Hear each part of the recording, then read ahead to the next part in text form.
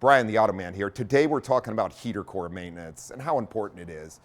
As we head into the cooler night times, mornings of this part of the year, it's often we need our heater or our defrost. So we're speaking a little bit about keeping that in great working order. And one of the ways you keep the whole cooling system in great working order is replacing the coolant on the vehicle when needed.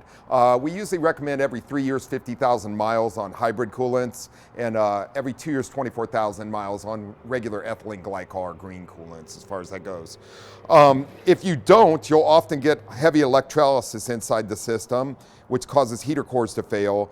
And let me tell you, this is not a cheap part to replace. The whole dash of the car typically has to come apart to replace one of these. If you've ever replaced one, you'll remember the price of it. There's no question about it. So let's keep it in good working order and we don't have to ever replace it. You might want to replace the thermostat when you're doing the cooling system flush.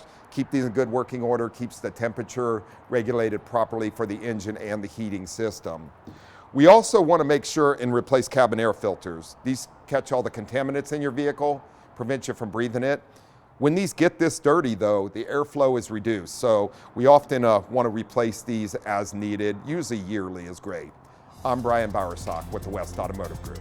Watch for the Automan Fridays on the CW San Diego, sponsored by the West Automotive Group.